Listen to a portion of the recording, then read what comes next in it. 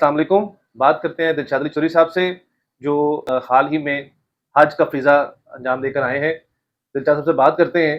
पहले तो आपको हज मुबारक, अल्लाह ताला खैर कबूल मुबारक। फरमाए। आप हज करके आए हैं, तो क्या सौगात लेकर आए हैं? क्या देखा आपने इस बार हज के मौका पर? क्या सहूलियात देखी? और मनासिक हज के बारे में आप कुछ अपनी रोशनी डालें इसके ऊपर ज़रा प्लीज़। अल्हम्दुलिल्लाह जी, अल्लाह ताला ने तौफीक अता फरमाई तो हज अदा हो गया। तो ये है कि हज के ऊपर इस वक्त जो मैंने देखा वो अजब देखा, नाकाबिले फरमोश देखा, काबिले दीद देखा, काबिले तहसीन देखा, और हैरत ज़दा हो गया कि सऊदी हुकूमत ने इतने बड़े हजूम को इतनी हिकमत अमली और इतने बेहतर अंदाज से, जो काबिल तहसीन भी है, काबिल सताइश भी है, तो उन्होंने कंट्रोल किया है। और जो सहूलतें हाजियों को ये 50 से लेकर 55 सेंटीग्रेड की शदीद गर्मी में, और हबस भी होती थी, और उसमें हाजियों के लिए जो सहूलतें, ठंडे पानी, मशरूबात, खुराक, और उसके अलावा ट्रांसपोर्ट की जो फ्री सर्विस मुहैया की है, उनके जो इंतजाम को देखा है तो हैरत ज़दा हो गया।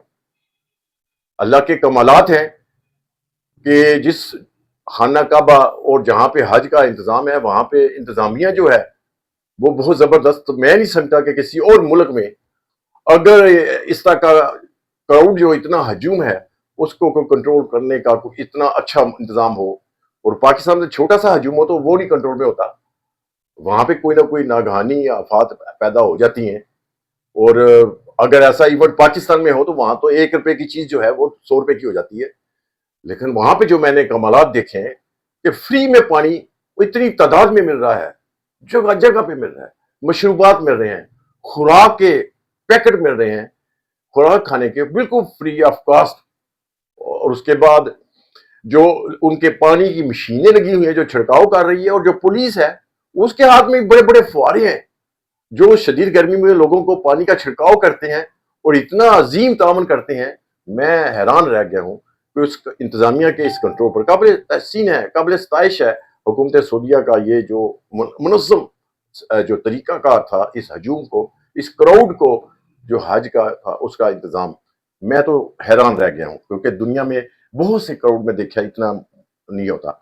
इसके अलावा जो है फ्री ट्रांसपोर्ट सऊदी हुकूमत की तरफ से थी, जिसमें आप हरम से अगर अजियाद मक्का होटल है, और अजियाद मक्का होटल से ग्रीन लाइन ट्रांसपोर्ट चलती थी जहां से वो मीना और जमरात, जहां पे शैतान को कंकरियां मारते हैं, उनके लिए वो फ्री ट्रांसपोर्ट थी। लोग हाजी जितने भी थे वो उस सर्विस को इस्तेमाल करते थे। और वापसी पे जमरात से हरम आने के लिए 12 किलोमीटर का सफर है, और उसमें ऑरेंज लाइन की, ऑरेंज जो है उनकी बसेस थी, और इतना क्राउड, इतना हजूम, मुझे महसूस हो रहा था कि यहां पे हमारी बस हो जानी है। लेकिन मैंने देखा ऑरेंज बस की इतनी लंबी लाइनें, वो क्राउड जो है अनन फनन खत्म हो गया। सारी बसें फ्री सर्विस वो जमरात से हरम तक। इन सहूलियात को जो मैंने देखा है तो मैं वाकई मैंने सऊदी हुकूमत के इस इंतजाम को बड़ी काबिल तहसीन देखा है। और उसकी जगह अगर हम देखते हैं पाकिस्तान में, तो पाकिस्तान तो मेरे ख्याल में कमाई, हर काम में कमाई करना चाहते हैं। तो इस दफा जो यहाँ पे पाकिस्तान के हुजाज कराम गवर्नमेंट की स्कीम में गए हैं, जिसमें शॉर्ट पैकेज भी था और लॉन्ग पैकेज वाले भी थे, तो उनमें बहुत ज्यादा जो सहूलियात में जो डिस्टर्बेंस रही है, और जो होटल थे उनमें भी कमाई का जरिया बनाया गया है। और मेरी समझ से बाहर है कि आप शेयरिंग में कर रहे हैं, वो 8 बेडरूम में बंदे जो है शेयरिंग में रख रहे हैं, 7 बेडरूम में 7 बेड लगे हुए हैं। अब एक वॉशरूम है, अब नमाज हरम में पढ़नी है, मस्जिद नबी में अगर पढ़नी है या बैतुल्ला में पढ़नी है, अब 7-8 बंदों का उसको इस्तेमाल करते कौन नमाज पढ़ सकता है? ये शेयरिंग है, 4 से ज्यादा नहीं होनी चाहिए।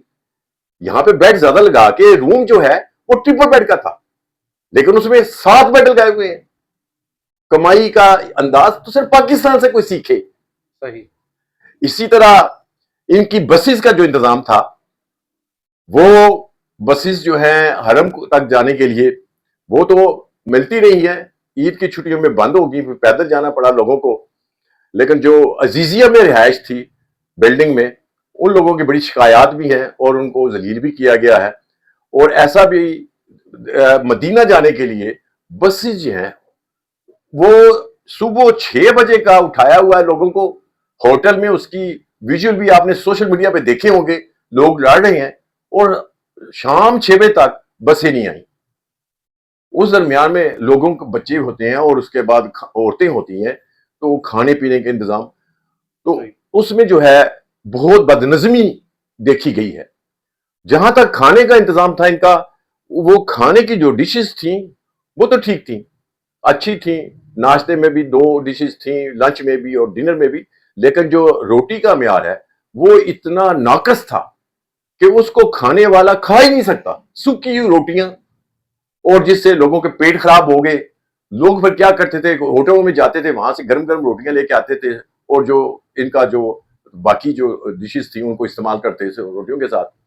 تو حکومت پاکستان کو شرم آنی چاہیے کہ حاجیوں سے کمائی کرنے کا کوئی اسلوب سیکھ لے، سعودی حکومت سے ہی کچھ سبق حاصل کر لے کہ کس طرح انہوں نے اعلیٰ قسم کا انتظام کیا ہے، اور کتنی فری ٹرانسپورٹ دی ہے انہوں نے مینا کے لیے، جمرات کے لیے، اور اس کے بعد جمرات سے واپس حرم کے لیے. اور کتنے مشروبات اور کس انداز سے انہوں نے ٹھنڈے پانی اور کس انداز سے لوگوں کے اوپر پانی کا چھڑکاؤ، اور جو پھر بیمار ہو جاتے تھے ان کے لیے ایمبولینس کا انتظام، اور پھر ان کو میڈیکل سروسز فری. یہ تھا سعودی گورنمنٹ کا. لیکن ہمارے ہوٹلوں میں بھی کمائی، بیڈوں میں بھی کمائی، کھانے میں بھی کمائی، روٹیوں میں بھی کمائی، بسوں میں بھی کمائی. اس کے باوجود سروس پور اور لوگ ذلیل ہوئے ہیں. اور لوگوں نے وہاں پہ سوشل میڈیا میں تصاویر بھی آئی ہیں کہ ہوٹل میں صبح 6 سے لے کے شام 6 بجے تک بس کے انتظار میں بیٹھے ہوئے ہیں. سامان لیے کوئی نہیں آئے. انہیں بہت نعرے بھی لگائے اور یہ بھی کہا کہ ہوٹل کو سیل کرے اور حکومت سعودیہ کو اس کی شکایت کرے. مکہ میں سرکاری شیئرنگ والے پیکج جو لے کے آئے تھے وہ مکہ میں تو شیئرنگ میں تھے. جب ہم مدینہ پہنچے، ماتھر اندلسیہ میں ماتھر اندلس ہوٹل تھا، وہاں پہ 2 فیملی کو سیپریٹ روم دیا گیا. 2 کپل فیملی میاں بیوی تھے مکہ میں، مدینہ میں. مکہ میں وہ شیئرنگ میں تھے، شیئرنگ پیکج پہ وہ آئے تھے. مکہ میں شیئرنگ میں، لیکن مدینہ پہنچے تو انہیں ماتھر اندلس میں 2 سیپریٹ روم دیے گئے. میاں بیوی، دونوں میاں بیوی تھے. اور یہ کارنامہ وہاں پہ ذوالفقار خان آپریشن ہیڈ تھے مدینہ میں، ان کی نوازشات تھی. اور پھر رنگ برنگ کے کھانے بھی ان کو دیے گئے، توازے کرتے رہے. جبکہ دوسری طرف 4 لاکھ روپیہ اضافی دیا ہے سیپریٹ روم کے لیے. مکہ میں تو ان کو سیپریٹ روم مل گیا، لیکن مدینہ میں انہیں سیپریٹ روم نہیں دیا گیا کہ جی یہاں پہ نہیں دے سکتے سیپریٹ روم، یہاں پہ شیئرنگ ہوگا. اور شیئرنگ بھی کیا تھی کہ 7 بیڈ روم والوں میں شیئرنگ. یہ ہے وزارت مذہبی امور کی اقربا پروری اور کرپشن کی داستان. اس پہ یہی کہوں گا لعنت بے شمار. تو حکومت پاکستان کو کم از کم مذہبی امور کو جو ہے نا، جو سرکاری سطح پہ لگ جاتے ہیں ان کی شکایت نہیں آنی چاہیے. اور کھانے کا دینے کا انتظام ایسا ہے جیسے فقیروں کو دیا جاؤ، اٹھا کے جاؤ. ہم نے پرائیویٹ حج اسکیم والوں کو دیکھا ہے، پرائیویٹ حج اسکیم کے لوگ تھے، ان کا انتظام بہت زبردست تھا. کسی کی کوئی شکایت پرائیویٹ حج اسکیم سے نہیں آئی. بر وقت بسیں آئی ہیں، بر وقت ان کا جو روانگی مدینہ کے لیے تھی وہ بھی بر وقت، اور انہوں نے پروٹوکول بھی بہت اچھا دیا اپنے عازمین کو. اس کے علاوہ ان کے کھانے کا انتظام معیار 1000 گنا بہتر تھا سرکاری حج سے. اور ان کے بوفے لگے ہوئے تھے جس میں 3-4 قسم کی ڈشز اور تازہ روٹی تھی. ہم نے 1-2 دفعہ، ہمارے ساتھ ہی لگا ہوا تھا اسی بلڈنگ میں پرائیویٹ کا، 2 بوفے لگے ہوئے تھے، اور ہم نے دیکھا کہ ان کا کھانے کا معیار اور ان کی روٹی بھی تازہ تھی. لیکن یہاں پہ ٹرے اٹھا کے جاؤ جیسے فقیر جاتے ہیں، اور پھر اپنی مرضی سے جو مرضی کریں. عجیب و غریب جو ان کا ہلڑ بازی والا نظام تھا، کوئی ڈسپلن نہیں تھا. اور میرے خیال میں حکومت پاکستان سے درخواست کروں گا کہ آپ جو عازمین حج ہے نا، اس کا کوٹا جو پرائیویٹ سیکٹر میں 50% کم از کر دیں، 60% کر دیں، 70% کر دیں. آپ جو ہے یہ اس دفعہ آپ نے 40% دیا ہے اور اپنے پاس رکھا ہے، آپ نے 30% دیا ہے اور 70% رکھا ہے. اور اس سے آپ کا انتظام آپ سے بہتر طریقے سے نہیں ہو سکتا. بہتر ہے کہ آپ پرائیویٹ اسکیم میں حاجیوں کو دیں تاکہ وہ اچھے انداز سے حج ادا کر سکیں. اور جو آپ کے پاس ہلڑ بازی اور ہنگامہ رائی ہے اور جو آپ کی سروس اتنی پور اور گندی ہے اور خوراک بھی گندی ہے اور بیکاریوں کی طرح فقیروں کی طرح کھانا دیا جاتا ہے، اس سے عازمین حج کی جان چھوٹ جائے گی اور وہ ایک اچھے انداز سے اپنے عزت کے ساتھ وہ اپنا کھانا کھا سکیں گے۔ تو آپ کی مہربانی ہوگی، آپ اس وقت 50% کم از کم اور زیادہ سے زیادہ 70% جو ہے وہ پرائیویٹ حج سکیم کو دیں، تاکہ عازمین حج جو ہے آسانی کے ساتھ عزت کے ساتھ حج ادا کر سکیں۔ تک مناسک حج کا ہے، اس میں تو جو بھی لوگ جاتے ہیں بہت اچھے طریقے سے ہے۔ 8 ذی الحج کو جو ہے ہمیں مینا جانا ہوتا ہے، تو ہم مینا چلے گئے، اس کے بعد رات مینا میں رہے، لیکن انتظامی امور کی وجہ سے فجر کے بعد لے کے جانے کے بجائے وہ رات کے 2 بجے لے جاتے ہیں، اور اس کے بعد جو عرفات میں خیمے لگے ہوئے تھے وہ بھی ٹھیک تھے، اور وہاں پہ بھی کوئی مسئلہ نہیں ہوا، اچھا انتظام تھا، اور وہاں پہ خطبہ ہوا، پھر ظہر اثر ہوئی، اس کے بعد ہم آرام سے وہاں سے 6:30 بجے نکلے، 7 بجے اسٹیشن پہنچے۔ اسٹیشن میں بہت اچھی سروسز تھی، 6:30 بجے ہم عرفات سے اسٹیشن پہ آئے، اور اسٹیشن پہ ہم 7 بجے تک مغرب کی اذان ہوئی، تو پھر وہاں سے مزدلفہ کے لیے روانگی تھی۔ تو اس میں بہت اچھی سروس ہے سعودی حکومت کی، جو ٹرین کا انتظام ہے اور جو اسٹیشن کے اوپر لوگوں کو لے کے جانے کا، اور اس میں جو انہوں نے ٹریک بنائے ہوئے ہیں، اس میں یہ ہے کہ گرمی اور شدت کی گرمی میں جتنے جو لوگ آسانی سے ٹرین میں جا سکتے تھے، اس کے بعد انتظار کے لیے وہ ٹریک پہ ہی وہ واک کراتے تھے، راؤنڈ چکر لگتے رہتے تھے، ساتھ وہ پانی ٹھنڈا پینے کے لیے ضرورت پڑتی ہے، پیاس لگتی ہے، گرمی بہت زیادہ ہے، اور پانی کا چھڑکاؤ وہ ساتھ ساتھ ہو رہا تھا۔ تو اس کے بعد مزدلفہ میں صبح وہاں پہ بہت کراؤڈ ہو گیا تھا، اسی طرح حبس ہو گئی تھی، وہاں پہ بھی ان کا انتظام وہی ٹریک واک والا سسٹم تھا، اور اس میں بہت اچھا انتظام ہوا۔ اس کے بعد مزدلفہ میں رات گزری، تو وہاں پہ ہم نے عشاء، مغرب اور عشاء اکٹھی پڑھی، کیونکہ یہ ضروری ہوتا ہے کہ مغرب جو ہے نا وقت غروب آفتاب کے بعد ہم نے عرفات کو چھوڑنا ہوتا ہے، اس سے پہلے نہیں چھوڑ سکتے، لیکن مغرب اور عشاء ہم نے مزدلفہ میں ادا کرنی ہے، بالکل۔ تو وہاں پہ پھر کھلے آسمان میں نیچے رات نیچے، گزارنی نہ ہے۔ تو آپ نے سر پہ کوئی کپڑا لینا ہے، نہ منہ پہ کپڑا لینا ہے، تو اس میں آپ وہاں پہ رات گزارنی ہوتی ہے، کنکریاں چننی ہوتی ہیں، تو ہم نے کنکریاں چنی۔ اس کے بعد اگلے دن ہم پھر مزدلفہ سے فجر پڑنے کے بعد کراؤڈ میں ہم اسٹیشن پہ گئے، اور اسٹیشن سے ہم پھر سیدھے جمرات گئے۔ جمرات پہ جا کے ہم نے بڑے شیطان کو پہلے دن کنکریاں ماری، اور کنکریاں مارنے کے بعد پھر ہم پیدل جو ہیں وہ گئے ہیں۔ وہ ہم ایک تکلیف دہ تھا، 12 کلومیٹر کا سفر تھا۔ ہم نے سوچا کہ ہم اپنی رہائش پہ جاتے ہیں مکہ حرم میں، اور وہاں جا کے ہم تھوڑا جا ریسٹ بھی ہو جائے گا، اور اس کے بعد حلق ہو جائے گا، احرام کھولیں گے، اور اس کے بعد طواف زیارہ کی ہمیں جو آسانی ہو جائے گی، طواف زیارہ کر کے پھر مینا چلے جائیں گے۔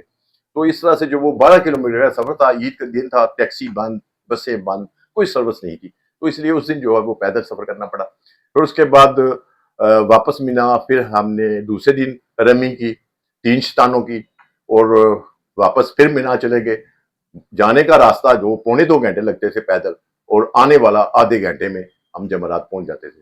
پھر ہم نے تیسرے دن اسی طرح کہ رمی کے لیے آئے، تو زوال کے بعد رمی کرنی ہوتی ہے، دوسرے دن بھی اور تیسرے دن بھی، تو پھر ہم پہلے دن جو ہوتی ہے وہ زوال سے پہلے، تو پھر تیسرے دن کی رمی کرنے کے بعد ہم اپنے رہائش ہوٹل پہ چلے گئے مکہ۔ وہاں پہ جو فری سروس سعودی گورنمنٹ کی تھی، اورینج ٹرین نہیں کہہ رہا ہوں، اورینج بسیز جو تھی، اورینج بسیز تھیں، اس کے اوپر ہم جمرات سے حرم گئے، اور حرم سے پھر ہم اپنی نماز ادا کرنے کے بعد رہائش پہ گئے ہیں۔ اس کے بعد پھر ہمارا حج جو ہے وہ کمپلیٹ ہو گیا۔ پھر 1 جون کو ہم نے مدینہ جانا تھا، تو 31 کو ہم نے پھر جو طواف وداع ہے وہ کیا، اور پھر ہم چلے گئے مدینہ منورہ۔ مدینہ منورہ وقت پہ بس نے پہنچا دیا، اور وہاں پہ پھر 4 دن رہے، 4 نائٹیں 5 دن رہے تھے وہاں پہ۔ فلائٹ ہماری جو پی آئی تھی 12 گھنٹے لیٹ ہوگی، 7:30 بجے مارننگ تھی، رات 8:30۔ اس کا فائدہ یہ ہوا کہ ہمیں جمعہ مسجد نبوی میں پڑھنے کا یہ سعادت نصیب ہوگی اس لیٹ سے، ورنہ ایئرپورٹ پہ بٹھائے رکھتے تو یہ بھی کچھ کیا نہیں سکتے تھے، لیکن انتظام یہاں پہ ہمیں یہ سہولت ملی ہے۔ مدینہ میں رہائش نزدیک تھی، لیکن پرابلم یہی تھی کہ انہوں نے مدینہ میں بھی ہم دیکھا ہے کہ ایک روم میں اگر 7 بیڈ ہے نا، تو ایک آدمی 8واں جو فرش پہ بھی سو گیا۔ اب 8 آدمی جو جب انہوں نے واش روم استعمال کرنا ہے، تو وہ نماز جو ہے اس کی مسجد نبی میں وقت پہ ادا ہونا مشکل ہو جاتی تھی۔ اس لیے اتنی زیادہ ہوس پیسے کی اور بچانا، یہ جو ہے ناقابل معافی ہے۔ 4 بیڈ روم کی بیڈ جو ہے نا ایک روم میں وہ کافی ہوتے ہیں شیئرنگ کے لیے, اس سے زیادہ نہیں ہوتے. سوچئے کہ ایک واش روم ہے, اس کو استعمال بھی کرنا ہے. تو یہ جو ہے میں نے دیکھا ہے تو اس کو میں نے بیان کر دیا ہے. اللہ تعالیٰ ہمیں توفیق عطا فرمائے, ہر بار حرمین شریفین کی زیارت فرمائے. آمین. اللہ تعالیٰ جو ہے اپنے پاکستان پہ اپنا فضل و کرم فرمائے, رحمت میں ترقی عطا فرمائے اور پاکستان کو ناقابل تسخیر بنائے, اور پاکستان میں عوام کے لیے فلاح بہبود کے انتظام ہو. پاکستان کی عوام جو ہے وہ خوشحال ہونی چاہیے. پاکستان کی عوام معاشی طور پہ خوشحال ہوگی تو پاکستان مضبوط ہوگا. اس لیے پاکستان کی عوام کو بنیادی ضرورتیں پانی, گیس, بجلی سستی فراہم کریں, اور انڈسٹری اکانومی کو بڑھائیں, اور ٹیکس کو لے کے آئیں. جو آدھی اکانومی جو ہے ہماری ہے وہ ٹیکس ہی نہیں دے رہی, نان ڈاکومنٹڈ ہے. تو برائے مہربانی ٹیکس کے دائرہ کار کو بڑھائیں. وہ جو بڑے بڑے نواب جاگیردار اور بڑے بڑے انڈسٹری جو ہیں جو ٹیکس چور ہیں, ٹیکس نہیں دیتے, ان سے ٹیکس لیں اور عوام کی طرف توجہ دیں, عوام کو خوشحال کریں. السلام علیکم.